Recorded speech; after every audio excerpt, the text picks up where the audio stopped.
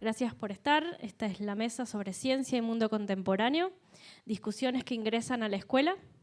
Yo soy Cecilia Diminich, parte del Departamento de Ciencias Naturales del ISEP, y voy a presentar a los oradores, que son un lujo. Por un lado tenemos a Eduardo Boloveski, perdón, pero voy a tener que sacar los anteojos para leer. Eduardo es biólogo para la Universidad de Buenos Aires, ocupó cargos de dirección en publicaciones sobre ciencia, tecnología y educación. Coordinó diferentes programas relacionados con la enseñanza de las ciencias. Es autor de numerosos libros y trabajos de su especialidad. Publicó, entre otras obras, Iluminación, narraciones de cine para una crítica de la política, la ciencia y la educación. El siglo maravilloso, sobre el filo de la Gran Guerra, Memorias de la última centuria, Voyager, El mensajero de los astros y otros. Es coordinador del programa de comunicación y reflexión pública sobre la ciencia en el Centro Cultural Rector Ricardo Rojas de la Universidad de Buenos Aires y es director de la revista Nautilus, Relatos para pensar la ciencia del mismo Centro Cultural. Y además es director de las revistas Cholé del Instituto Superior de Estudios Pedagógicos. Y además de Eduardo, también nos acompaña Daniel Barraco. Daniel es doctor en física del FAMAF, es secretario de Ciencia y Tecnología de la Universidad Nacional de Córdoba, director del Laboratorio de Energías Sustentables del FAMAF de la Universidad Nacional de Córdoba, profesor titular e investigador del CONICET por concurso de la misma facultad, presidente de la Fundación Centro de Interpretación de la Ciencia Planetario Plaza Cielo y Tierra y representante de la Universidad Nacional de Córdoba en el Consejo Académico del Instituto de Altos Estudios Espaciales Mario Gulich. Los últimos años se dedicó a la tecnología en electroquímica teórica y experimental, baterías de litio, fuel cell y EV. Cuenta con publicaciones con referato internacional en física y físico-química, publicaciones de divulgación científica, publicaciones periodísticas en política, en ciencia y en técnica.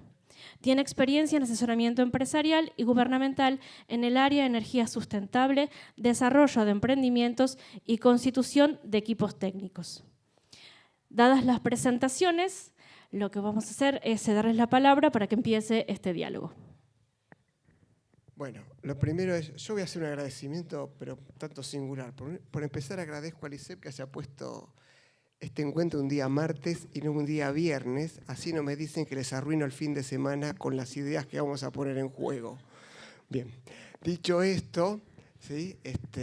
Por supuesto, vamos a poner en el escenario algunas situaciones un poco complejas y para empezar con ello vamos a empezar con dos citas que nos van a guiar un poquitito en las reflexiones que vamos a llevar adelante.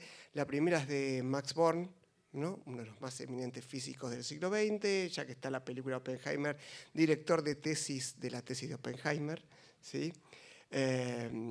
Y Max Born escribió poco antes de morir, y esto es interesante, lo de poco antes de morir, porque es el devenir de toda una vida, ¿no? Entonces hay que pensar en este texto que voy a enunciar ahora, ¿sí?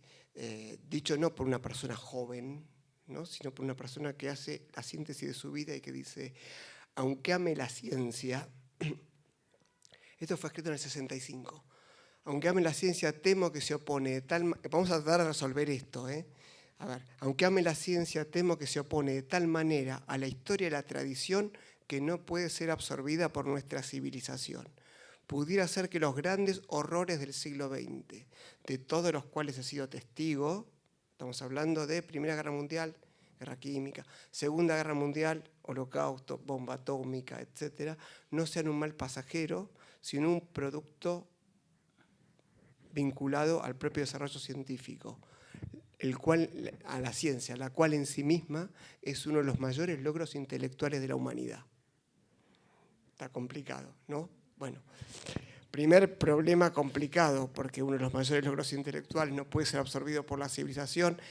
Y cuando hablamos efectivamente de educación, estamos tratando de que esto tenga un lugar en la civilización, pero si no puede ser absorbido, ¿cómo lo va a tener? Bueno, tendremos que intentar resolver este dilema. Y les quiero leer otro dilema que es de Jean-Carles Melich. Lo voy a leer porque no lo sé de memoria, ¿sí? Y cuando les lea esto, piensen simplemente, para que vean que no es algo lejano, piensen simplemente 2020-2022. ¿Qué pasó en 2020-2022? ¿Sí? Y vamos a entender este texto.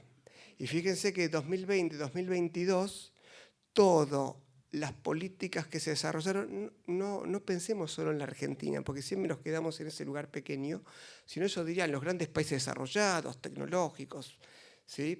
En el campo científico, etcétera, adoptaron casi todas las mismas políticas, y el argumento es, esto es lo que la ciencia nos dice. La pregunta es si esto es lo que la ciencia nos dice.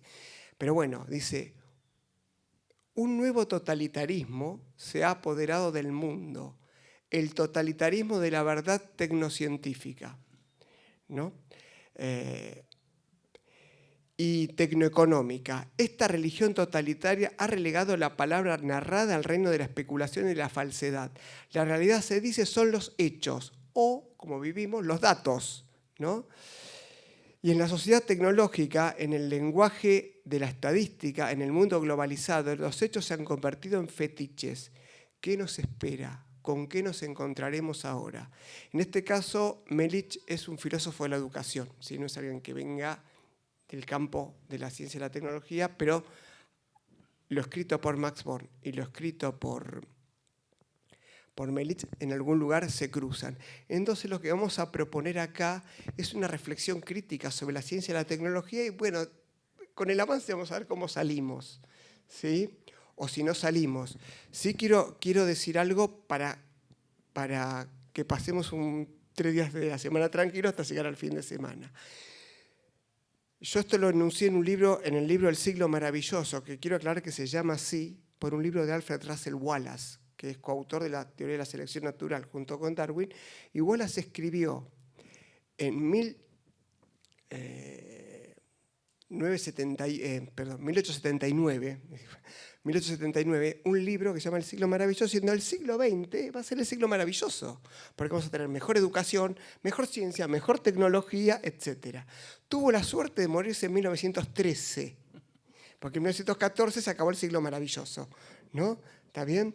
Entonces, bueno, no deja de ser un problema interesante porque nosotros muchas veces tenemos el discurso del siglo maravilloso por venir, con las revoluciones tecnológicas que imaginamos, la promesa siempre viene el siglo maravilloso, es la medicina va a curar todo esto, vamos a lograr la inmortalidad, vamos a hacer esto, vamos a hacer lo otro.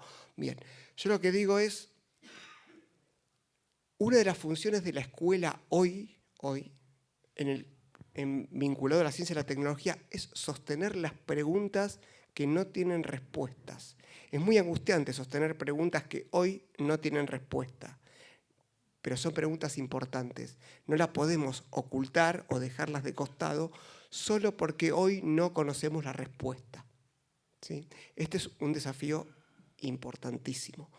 Bueno, habrá que ver si lo podemos llevar, porque por supuesto no tener respuesta genera ansiedad, angustia, etc. En una cultura que me promete constantemente la certidumbre. Esa famosa frase es, nos gusta el silencio, pero es el silencio de los cementerios. Bueno, la certidumbre total es la certidumbre del cementerio, no hay mucha vuelta. La vida, por definición, es incierta. Hay incertezas que vale la pena no tener y hay otras que vale la pena tener, si no la vida no se puede sustentar. Bueno, así que vamos a dialogar un poquitito con esta perspectiva de una visión crítica de la ciencia y la tecnología contra la perspectiva, si uno quiere, casi publicitaria que muchas veces se propone, ¿no? De decir, bueno, la ciencia nos salva, la ciencia es bárbara, ni la ciencia nos salva, ni es bárbara, ni podemos prescindir de ella. Pasan las dos cosas, ¿se entiende? Y hay que aprender a sostener esas dos cosas. Bueno, Daniel, sí. Un poco intentando seguir el diálogo que, bueno, empieza él, pone la temática y uno tiene que seguir por ese lado, ¿no? Bueno, pero hay otro lado y es, ¿cuántos tenemos? No llegan a 30, por lo que conté, fue haber contado bien o mal. Y estamos hablando de ciencia, ¿no? Y de ciencia del siglo XX, y eso que tenemos el boom de la película, ¿no? Y no estoy hablando de Barbie, ¿no? Yo, ya que estabas leyendo anécdotas, voy a leer una frase de un divulgador, y creo que tiene que ver con esto que está planteando Eduardo, de esta cosa marketinera sobre la ciencia, ¿cierto? Hay una cosa marketinera. ¿Por qué digo marketinera? Porque lo que nos venden es los científicos todavía como si fueran sacerdotes del antiguo Egipto, ¿no? ¿Y por qué digo eso? Bueno, por lo que voy a leer ahora, que es de Carl Sagan. Tenemos que pensar que Carl Sagan es un americano de la costa este, por ende es una persona progresista, democrática, cree en el sistema democrático, republicano, etc. Y lo que escribe lo pone de esa manera, es decir, el soberano es el ciudadano de a pie, ¿sí? Él dice, vivimos en el seno de una sociedad que depende en forma profunda de la ciencia y la tecnología. Eso estamos todos de acuerdo, ¿no? En esta sociedad dependemos en forma profunda de la ciencia y la tecnología. Si nos apagan la luz, saben lo que va a pasar, ¿no? No hay semáforos, las bombas para que nos traen el agua se acaba el gas. O sea, nos apagan toda la luz.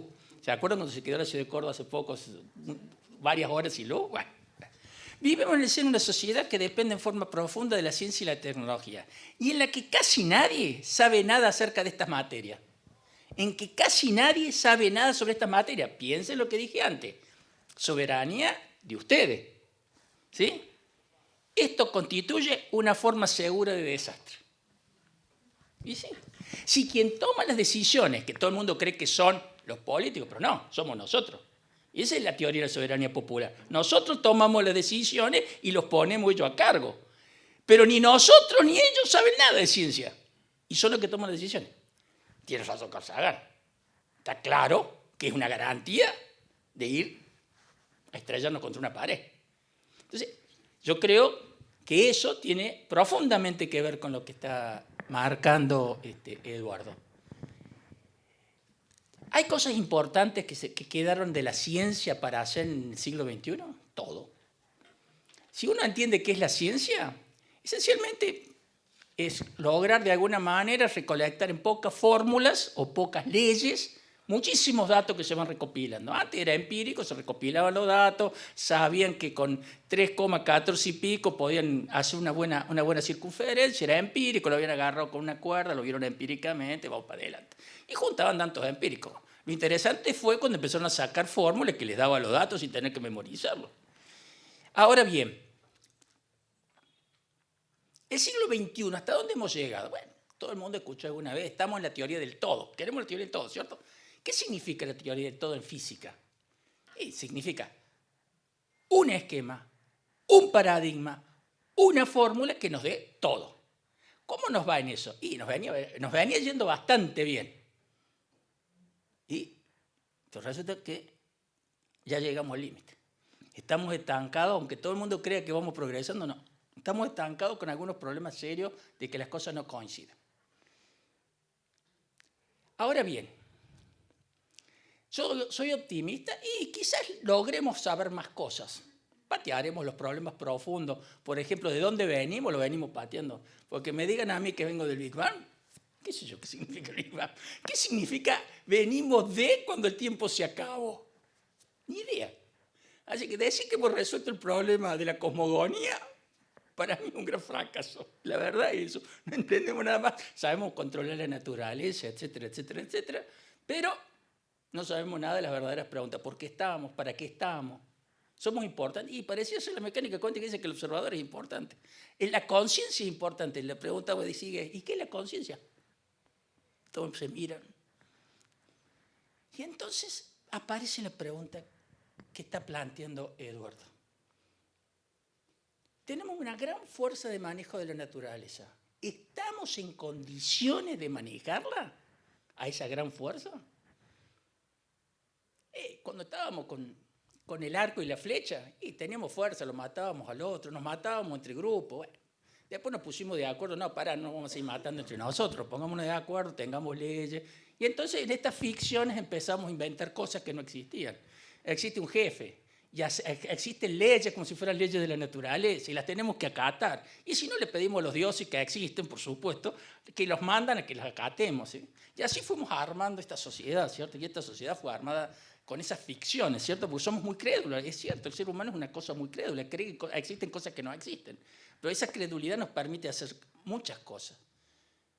Ahora, en este camino, llegamos a esta situación que, a medida que avanzamos, de golpe logramos sacar energía de la química, y sacar energía de la química es sacar energía del campo electromagnético, esencialmente, la química, el manejo de los electrones, los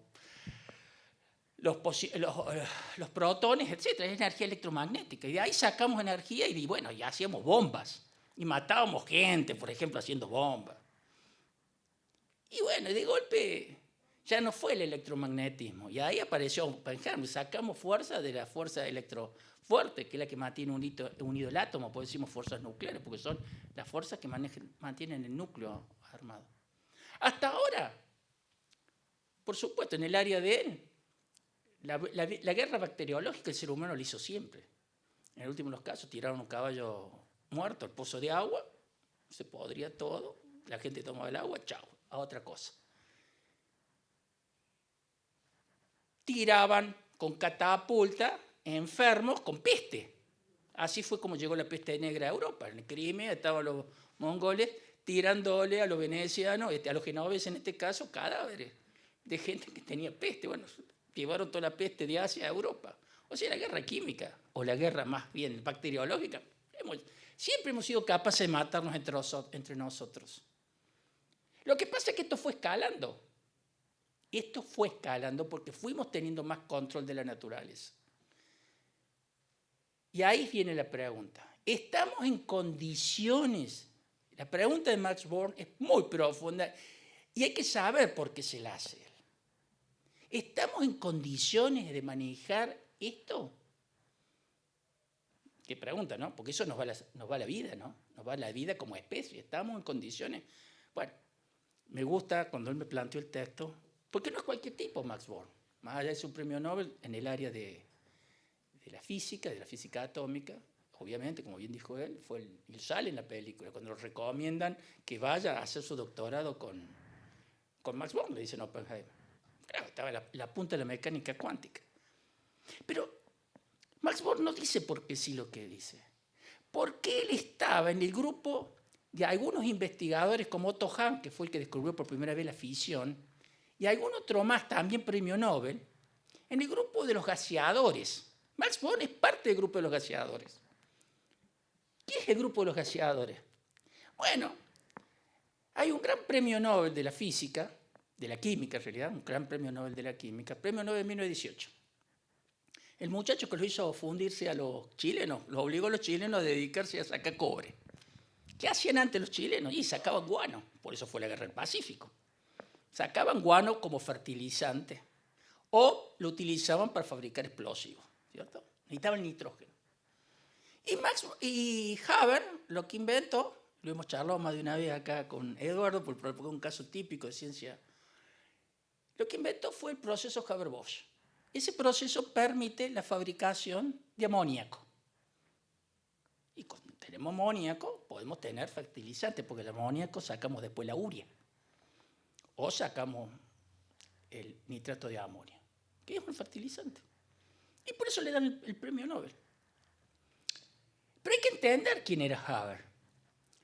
Haber fue el responsable de la investigación para que empezara durante la Primera Guerra Mundial a tirarse gases de cloro, sea en el frente occidental, en la Segunda Batalla de Ypres, o en Rusia, en el frente ruso. Su mujer, cuando se estaba yendo, porque él iba con sus gaseadores, Max Born incluido, a abrir los tubos de gases para que fuera, si tenían viento a favor, si no se le venía en contra, pero él había desarrollado también las máscaras. Entonces, él iba, justo el día que se iba a ir al día siguiente a tirar en Rusia, ya la había tirado en Ypres, ¿cierto? La mujer fue y se suicidó porque era una química y estaba en contra de su trabajo. Años después también se suicidó el hijo de vergüenza de lo que había hecho su padre. Así todos le dieron el premio Nobel de Química porque efectivamente había inventado algo que era importantísimo, los fertilizantes. Ahora, hay que entender eso, ¿cierto? La contradicción. Hay un dato interesante porque el premio Nobel se lo dan después de la guerra y es como Haber es el benefactor de la humanidad por la producción agrícola, y un criminal de guerra de los más grandes, al mismo tiempo. Es un dato interesante bueno, ¿cómo conciliamos estas dos cuestiones? Primer punto. Cuando uno escucha el discurso de Haber del Nobel, termina diciendo, con esto las piedras se convertirán en pan, ¿no? Entonces uno dice, wow, qué gran personaje, es impresionante. Hay una obra de teatro hecha sobre Haber y entonces dice, bueno, por suerte no vio cómo sus parientes morían gracias a su invento. No porque él haya inventado las cámaras de gas nazis, su familia muere en las cámaras de gas nazis, sino porque él inventa la idea de usar el gas diseñado para una cosa, para otra, que es matar gente. ¿Sí? Entonces, en algún lugar, muchos lo consideran incluso inspirador de la idea de la cámara de gas, porque además él sintetiza, es uno de los que trabaja en el ciclón B, ¿sí? En el gas que se va a terminar usando en las cámaras de gas. Él hace ciclón, después del A al B, pero él hace el primer ciclón. Claro, el primer ciclón A. El ciclón B simplemente no tiene la sustancia odorífera, ¿sí? Y bueno, así que es una figura muy interesante porque en él están sintetizadas todas estas contradicciones. Pero es el benefactor de la humanidad, es un criminal de guerra, es responsable de la idea una de las ideas más cruentas del siglo XX, que es gasear personas ni siquiera en el frente de guerra, sino en la cámara de gas, ¿no? Bueno, ahí está. Bueno, ahí estamos con los conflictos. Ahí entonces viene la pregunta, ¿y por qué lo hace? Y él se justifica. Y dice una frase célebre. En tiempos de paz yo me debo a la humanidad. En tiempos de guerra me debo a mi país. Y esa frase sintetiza toda una posición filosófica de una profundidad enorme. Porque ha sido sostenida a lo largo del tiempo. Arquímedes, con toda su ciencia, fue el hombre que detenía las tropas de Marcelo cuando rodeaba Siracusa. Apuntaba sus espejos y le quemaba las naves, ponía las grúas, las levantaba y las tiraba. Leonardo hacía máquinas de guerra, al que le pagara. Por lo menos Arquímedes siempre fue leal a su ciudad, típico griego, leal a su ciudad. Entonces ahí viene el problema que yo creo que es más importante que está planteado en la ciencia del siglo XXI. Y me gusta ser breve, a ver si conciso en estas cosas, después uno se puede explayar. El problema serio, si queremos sobrevivir, no es un problema de tecnología dura, no es el problema de los que hacemos ciencias duras. El ser humano ha ido sobreviviendo gracias a que los avances en las tecnologías duras, ¿cierto?, han sido no tan contundentes que han permitido tener tiempo para avances en las ciencias sociales y las tecnologías sociales, de forma de controlar a que no nos exterminemos todos. Nos íbamos creando invenciones, primero inventábamos el grupo, la tribu, por las razones que sean, después se aliaban las tribus, se dieron cuenta que era conveniente alianza, porque si no nos peleábamos no solo por los alimentos, a veces por el emparejamiento. Caso típico, te ha contado la historia de Roma con el rastro de las Sabinas. O sea, la historia antigua nos cuenta muchas cosas realmente de lo que pasaba en esa época. Hasta que nos fuimos organizando de forma de no pelearnos tanto. Y aún más, nos organizamos en grandes estados a veces para no pelearnos tanto y no matarnos tanto. En realidad, cuando se habla de la paz romana, les guste o no mucho, existió. Fueron siglos comparativamente de paz. Ahora, ¿qué pasa cuando apareció la bomba? ¿Qué pasa el 15 de julio? Es un momento de ruptura. Se rompe un paradigma que creíamos que era siempre que nos íbamos a poder adaptar socialmente a lo que estábamos haciendo con la fuerza de la naturaleza. ¿Nos adaptamos? La respuesta es no. La Sociedad de las Naciones ni las Naciones Unidas han servido para nada. ¿Y qué es lo que habría que hacer? Y obviamente hay que controlar esta locura. ¿La controlamos? Bueno, evidentemente no, porque hubo grandes pensadores con Bertrand Russell que tuvieron que escribir libros al respecto. La guerra nuclear frente, la energía nuclear frente al sentido común, por ejemplo. Pero ya había gente antes que hablaba de esto. Kant escribe un libro que se llama, que es un tratado cortito, un opúsculo, que se llama La paz perpetua. Y ya habla de la necesidad de una federación de naciones 300, casi 250 años antes. Se daba cuenta. Y yo, para terminar, quiero decir simplemente respecto a se daban cuenta cuando era la guerra. Y todavía hay un gran milagro que ayer hablábamos con Eduardo, y es por qué no se tiró la bomba todavía. En realidad hay un cronómetro del 15 de julio de 1945, y la verdad que todos sabemos que debe haber armas nucleares dando vueltas por todo lado, y ninguna explotó todavía, después de las dos. En todo caso, explotó por razones de errores de cálculo, de la naturaleza, lo que sea, reactores, pero no armas nucleares. Yo no sé por qué no explotó bomba, porque la verdad que no va con la tradición humana, la mala tradición humana que es el Radefag, la cultura y nuestra civilización que tanto recuerda. Pero sí hemos hecho otra cosa, porque lo de la bomba, y con eso te dejo para que sigamos colaborando, lo de la bomba es cuando tirás la rana en el agua hirviendo. Y la rana salta y todos nos damos cuenta, che, el agua está hirviendo, nos jodamos. Y entonces capaz que eso hay un sentido colectivo, capaz que Jung tenga razón, y realmente haya un sentido colectivo como especie, quizás un ánima así media medieval que nos une, o como dicen algunos, eso viene de la mecánica cuántica, no sé. Algo que hace que no hagamos una pavada tan grande. Pero podemos hacer pavadas más chicas, con consecuencias equivalentes o peores. Porque puede ser que nos quedemos en algo que ya nos advirtió alguien, al cual se lo atacó de todas las maneras posibles, que fue Malthus. Si somos muchos, él decía, no va a haber cómo darles de comer. Bueno, le resolvió Haber un poco el problema. Lo real es que el problema no terminó siendo la comida, sino que nos metimos en esta calecita consumista de ciencia positivista. Y esta calecita tiene un problema, que nos fue cocinando a fuego lento y como rana nos saltamos.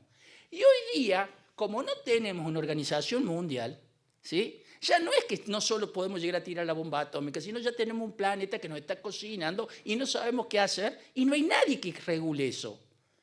Y entonces la pregunta es, de vuelta, en el siglo XXI, ¿qué tienen que decir la ciencia? Y yo contesto, las ciencias sociales tienen mucho que decir. La ciencia dura quizás tengamos que ir un poco más despacio. Nos están diciendo, por ejemplo, con el tema de inteligencia artificial vayamos más despacio. Lo que pasa es que no es tan fácil pararla. Hay muchas cosas que nos impulsan. Y hay pocas cosas que hacen que los seres humanos tomen conciencia. Para terminar, solamente una cosa. Todos van a poder decir, bueno, pues siempre hemos sobrevivido, sí. Yo también puedo decir, todavía no me he muerto. Bueno, yo, a ver, voy a empezar a dar un pequeño giro a lo que comenta Daniel, lo voy a tomar, y voy a traducir algunas cosas porque me parecen importantes. Por empezar, está diciendo algo. Nosotros en realidad tenemos siempre una formación como resumido en instrumental, esto es así, el problema de movimiento se resuelve así, las reacciones químicas se estudian así, la genética la estudiamos así, y tenemos muy poca reflexión sobre lo que significa todo esto, ¿sí? Tenemos muy poco. Yo cada vez que leo la frase de Max Born digo, ¿cómo la respondo? Es que la ciencia en sí no existe, la ciencia existe en un contexto histórico. Y la tengo que entender allí. A mí, del Proyecto Manhattan, siempre hay un personaje que me seduce, que es Leo Szilard.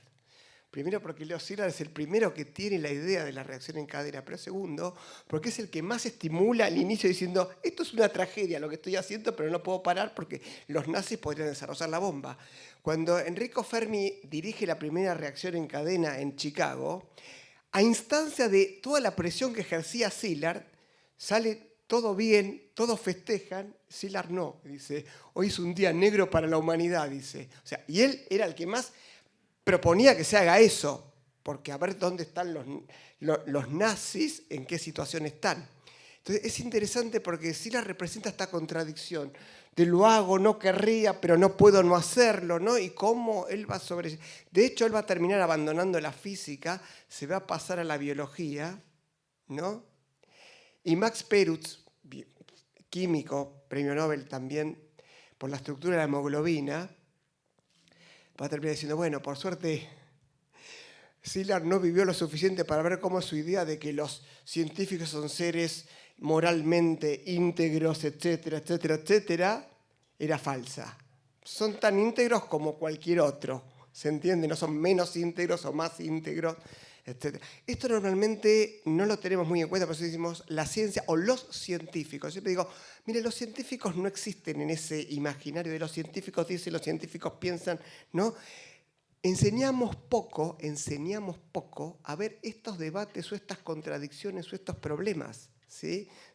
Decimos, los científicos dicen, y vuelvo a insistir, lo vimos en el 2020-2022. ¿Saben por qué? Porque resulta que los científicos que decían algo distinto no se les daba lugar a que lo pudiesen decir. Entonces tenemos una falsa idea de homogeneidad sobre un problema muy complejo que no tenía homogeneidad. ¿Sí? Bueno, esto es un punto importante tener en cuenta esto. Yo voy a agregar algo que me parece importante en relación a la función que tenemos, ¿sí? Y ahora voy a irme para el lado un poco de la biología, voy a citar a François Jacob. François Jacob es premio Nobel por dar el primer mecanismo junto con Monod, ¿sí? Primer mecanismo de regulación de la expresión genética. Es interesante porque creo que Jacob quería ser cirujano, pero por una herida que tuvo peleando la resistencia francesa, bueno, no tenía mucha habilidad en la mano y se dedicó a la biología molecular y le fue muy bien. Y además es un gran escritor y un gran pensador. Y él en un libro que se llama El ratón, la mosca y el hombre, no es casualidad, El ratón, la mosca y el hombre, los tres grandes animalitos donde estudiamos la genética, ¿sí? Y él escribe allí, dice, en la era de la ingeniería genética, la biotecnología, ¿no? Podríamos agregar muchas cosas que Jacob todavía no pensó cuando escribió eso, ¿no? En la era de la edición genética, etcétera, etcétera, de la manipulación de los embriones. No podemos hacer como si nada hubiese ocurrido. Dice, ¿dónde? En los campos de exterminio, o sea, está hablando de los experimentos médicos o biomédicos. Pero nosotros nos concentramos siempre en Mengele, pero Mengele no importa. Lo que importa son todos los teóricos que desarrollaron el marco teórico para que Mengele pueda trabajar. Y los que desarrollaron el marco teórico, dice, no eran nazis, eran lo contrario. Eran muchos personas involucradas con la igualdad humana, con la preocupación por el devenir social, pero no en el sentido de crear una nueva humanidad, sino en el sentido de un mundo más justo, ¿sí? Gente preocupada realmente por la igualdad, el bienestar público, muchos comunistas, muchos, vuelvo a insistir, contrarios a la ideología nazi. Entonces se pregunta, ¿y entonces dónde está el error? ¿Qué es lo que pasó? ¿Por qué? ¿No?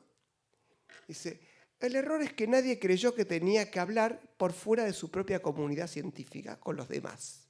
Poner en juego a ver qué significaba socialmente lo que yo estaba diciendo.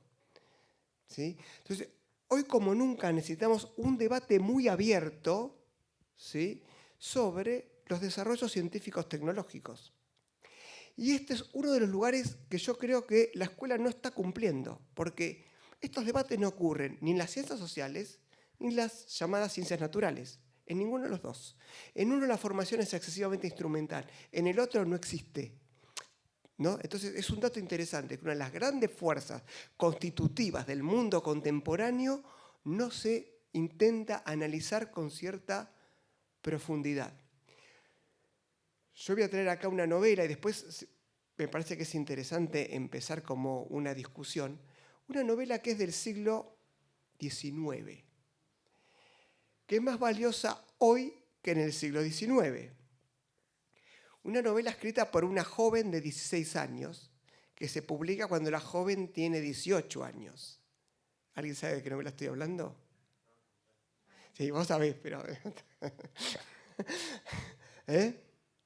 Frankenstein, claro. Ahora, tengamos en cuenta que Frankenstein es una novela totalmente tergiversada por Hollywood. La película del 31 dice todo lo contrario de lo que dice la novela. Es una de las mayores tergiversaciones del cine que yo vi. Porque vieron que Frankenstein es como un criminal en la película del 31 porque roba el cerebro equivocado, ¿no? 31, no estamos en cualquier época, en el 33 los nazis llegan al poder, etc. Es la época de la eugenesia, de la idea del determinismo biológico duro. O sea, los seres humanos son lo que su biología dicta. Entonces, si Frankenstein es malo, es porque le puso un cerebro equivocado, ¿no? El de un criminal. Lo cierto es que la novela, Frankenstein no es malo, Frankenstein al contrario, es bueno, sensible y muy inteligente. Lo que pasa es que al ser rechazado por su fealdad, ¿sí? ¿No? Se vuelve vengativo, ¿sí? Ahora, el dato interesante es el siguiente. ¿Está mal lo que hizo Frankenstein? ¿Quién se animaría a decir que está mal? Porque todo eso tendría que decir, espera, los primeros trasplantes de órganos, que es paso el pedazo de un cuerpo, lo voy a decir así un poco, paso el pedazo de un cuerpo de uno que lo considero muerto, aunque antes no lo consideraba muerto, pero ahora lo considero muerto porque cambié la ley para poder tener el corazón vivo, ¿sí?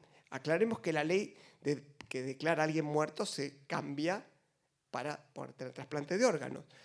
Y yo estoy de acuerdo, no lo estoy criticando. Digo, bueno, saco el órgano de un cuerpo, lo paso a otro. Es bastante frankensteiniano, ¿no? ¿Sí? Sin embargo, todos hoy estamos de acuerdo con que eso se haga. Yo también. ¿Sí? Y la pregunta es, bueno, pero a Frankenstein le salió mal. ¿Por qué no volver a intentarlo? No está mal, la pregunta no es menor, ¿eh? ¿Está claro? Claro, ¿por qué no volver a intentarlo? Porque los primeros trasplantes salieron un poquito mal, lo aclaro, ¿sí? Entonces, ¿por qué no volver a intentarlo? ¿No? Es una pregunta, no es menor. Ahora, porque Frankenstein igual no quiere vencer la muerte todavía, por lo menos quiere vencer la muerte joven, con lo cual es bastante honorable y todos querríamos decir, bueno, no venzamos la muerte, pero venzamos la muerte injusta, ¿no? Que podría ser la de una persona joven, ¿sí? Bien. El dato interesante, ¿ustedes saben cómo está estructurada la novela? Frankenstein habla con un capitán que quiere llegar al Polo Norte a toda costa, aunque se le muera toda la tripulación. Y Frankenstein dice, usted está envenenado como yo, ¿sí? Y este es el gran problema, porque fíjense que nosotros tenemos enormes promesas. Siempre cuando dicen la inteligencia artificial, bueno, vamos a tener todos estos beneficios. Yo aclaro, en la década del 80, y con esto cierro, para que podamos preguntar, pero fíjense que la intención es, tenemos que tener una discusión filosófica, histórica, más profunda en la escuela. Es uno de los pocos lugares donde podemos hacer esto. Salidos de allí, hay pocos lugares donde se discute esto. Es una falta cultural enorme, pero esta falta está y va a seguir. Lo aclaro, no veo yo vientos que soplen en otro sentido, ¿sí? Había una serie que, claro, yo que soy un racionalista cuadrado sin solución, lo aclaro, tengo una mezcla rara, soy una persona muy pasional y muy racionalista y es una mezcla explosiva, no se la recomiendo, ¿sí? Yo diría, hay una frase de Emil Cioran, dice, ¿qué hago todo el día? Me soporto, es una buena definición, ¿no? Bueno, pero esa mezcla me parece interesante traer acá la idea de que vuelvo a insistir, tenemos que poder discutir todo esto porque, insisto, en la década del 80 daba una serie que era invasión extraterrestre, no sé, que mi racionalismo no me permitía verla. No digo, qué idiotez, ¿no? Pero que tenía una idea interesante. Los extraterrestres venían disfrazados de humanos, prometiendo un montón de beneficios tecnológicos y prometiendo la curación y la salud y mejoramiento de la vida, etc. Y la idea era después te como, ¿sí? Son mi alimento porque nosotros somos lagartos en realidad. Yo en realidad, vuelvo a insistir, no la podía ver porque digo, no, esto de los extraterrestres y lagartos no me cabe. Bueno, pero la idea es interesante porque fíjese que muchos de eso es, te prometo, todo lo que te hago, te prometo buenas cosas, ¿no? Entonces, permitime libremente la edición genética, así mejoramos. Y vamos a curar enfermedades. La inteligencia artificial me va a permitir hacer todo esto, etcétera, etcétera, etcétera. Bueno, yo quiero aclarar un punto. Por otro lado, siempre nos ha resultado casi imposible frenar cualquier desarrollo. La idea es no lo hago yo, lo hace otro. Se entiende, ¿no? En un mundo hipercompetitivo, etcétera. Probablemente los desarrollos no paren, pero tenemos que poder posicionarnos frente a ellos. Yo voy a dar un ejemplo con alumnos. digo, yo les doy un problema, si los seres humanos tenemos algún libre albedrío, somos máquinas, ¿no? Menos de la mitad hacen el trabajo, el resto no lo hace. Entonces digo, por empezar, digo, no vayan al chat ni nada de esto.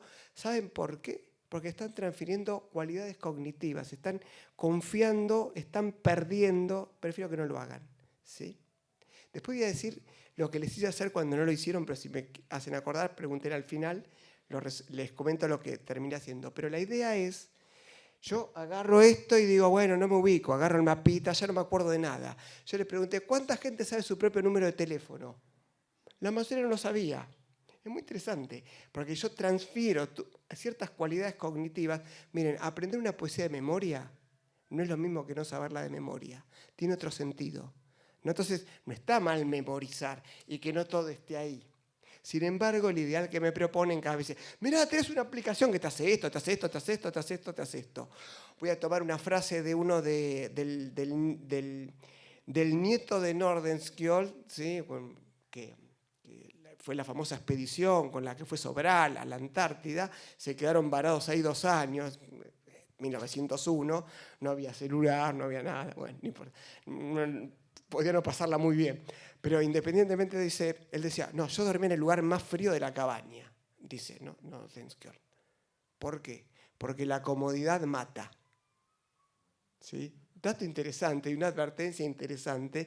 En esta época donde me dicen, la ciencia y la tecnología, ¿para qué es? Para que yo sea cada vez un autómata mayor, ¿no? Entonces, y me pareció muy interesante que Daniel traiga la figura de Haber, porque en Haber hay como una contradicción. Es el salvador de la humanidad, el benefactor, y es el criminal de guerra tremendo, profundo. ¿Quién es Haber? ¿Qué es la ciencia? ¿Qué es la tecnología? ¿Qué hacemos con todo eso? Bueno, por empezar, pensar, ¿sí? No es ni un Dios maléfico, ni un Dios salvador. Tenemos que evitar esta cuestión cuasi teológica en la que se ha transformado el conocimiento científico, donde muchas veces los científicos son los grandes sacerdotes. Yo voy a traer una frase de un libro de divulgación y quiero que la piensen porque para mí es una frase muy trágica y es anterior al COVID. La frase dice, si la religión es un virus, la ciencia puede ser la vacuna. La pensamos y si quieren después la discutimos, ¿no? Entonces, el primer postulado que de alguna manera queremos hacer es hay que llevar alguna discusión a la escuela que hoy no está. Realmente no está, ¿sí? Y tal vez entender que lo instrumental también tiene que estar en función de esta discusión. ¿Sí? No solo en función de si puedo hacer un problemita A, B o C. ¿Sí? Después yo les voy a contar una anécdota que nos pasó con 2 grupos en una escuela donde yo doy clase, con los que los llamamos los amigos de la física y los otros. A mí me tocó darle clase a los otros. Estaban los amigos de la física, que se entrenaban para resolver problemas del CBC. Y en el caso de los otros, estudiamos los conceptos, cómo se desarrollaron, su historia, etcétera, qué significaban, etcétera. Ahora, ¿qué pasaba? Los amigos de la física les planteabas el problema un poco distinto y no lo resolvían. Y los otros sí. Ese es el dato interesante. Porque la acusación era, pero estos no van a saber hacer los problemas. ¿Se entiende? Entonces, hay que entender que esto no va en detrimento del conocimiento de las teorías, los modelos, pero sí renuncia a que la enseñanza de la ciencia sea un entrenamiento. ¿Sí? ¿Se entiende? Bueno.